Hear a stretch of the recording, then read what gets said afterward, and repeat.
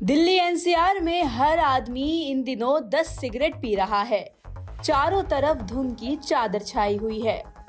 वायु गुणवत्ता सूचकांक यानी AQI स्तर सोमवार सुबह नोएडा में 616 पहुंच गया। गुरुग्राम में 516 तो दिल्ली में 450 के पार रहा। यानी दिल्ली एनसीआर में हालत ये हो गई है कि हर आदमी इतनी प्रदूषित हवा ग्रहण कर रहा है जो 10 से 12 सिगरेट पीने के बराबर है। दिल्ली एनसीआर में बढ़ते प्रदूषण के चलते लोगों को सांस, आंखों में जलन और एलर्जी जैसी स्वास्थ्य समस्याओं का सामना करना पड़ रहा है। दिल्ली की केजरीवाल सरकार ने तमाम कदम उठाए हैं, लेकिन ये नाकाफी साबित हो रहे हैं। हवा की गुणवत्ता काफी गंभीर बनी हुई है। इसी मुद्दे को लेकर दिल्ली के पर्यावरण मंत्री गोपाल राय ने अपनी बात रखते हुए कहा कि उनका प्रशासन हर तरह की संभव कोशिश कर रहा है। उधर विपक्ष के वीरेंद्र सचदेवा ने दिल्ली सरकार पर निशाना साधा। बीजेपी के सरकारों के निकम्मेपन की मार दिल्ली झेल रहा है।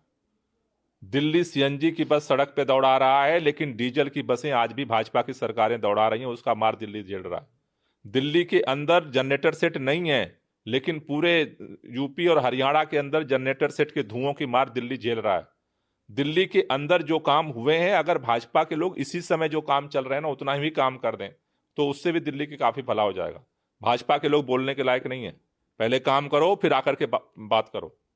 ग्रेफ 4 लागू करने की बात कही जा रही है, लेकिन जो दिल्ली की खासकर सीमा पे जो दिख रहा है कि ट्रकों की आवाजाही अब भी जारी है, उससे इन्फोर्समेंट क्या नहीं, अभी 12 बजे जो सीएम ने बैठक बुलाई है, सभी विभागों के जो उच्च अधिकारी हैं उनको भी बुलाया गया है और उसको लेकर के जो ग्रेफ 4 है उसके इम्प्लीमेंटेशन को लेकर के आज चर्चा होगी और उसको लेकर के प्लान बनेगा, जिससे कि जो खासतौर से व्हीकल प्रदूषण है उसको और कंट्रोल किया जा सके। एक दो चिंता आम लोगों से जुड़ी है सर, जैसे बाजार है दिल्ली के, कई बाजारों से शिकायत है।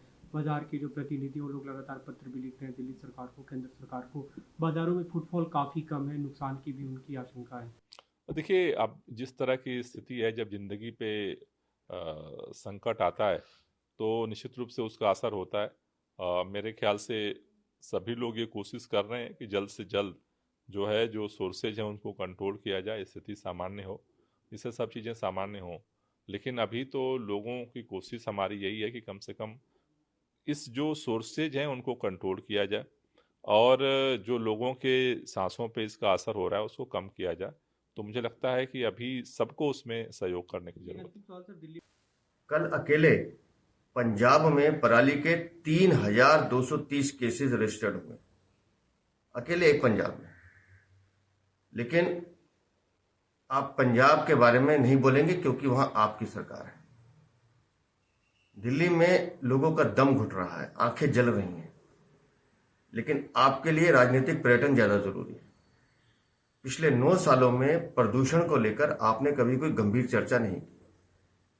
मैं बार बार कहता रहा हूं कि सिर्फ प्रतिबंध लगाने से प्रदूषण खत्म नहीं होगा, इसके लिए ठोस उपाय करने की जरूरत है। और आज भी आप मीटिंग खेलेंगे, चर्चाएं करेंगे और विषय को खत्म कर देंगे। 1 महीने पहले दिल्ली की सरकार ने पटाखों पर प्रतिबंध लगा दिया और अभी तो दिवाली आई भी नहीं, पटाखे जले भी नहीं, तो फिर ये दिल्ली धुआं क्यों है?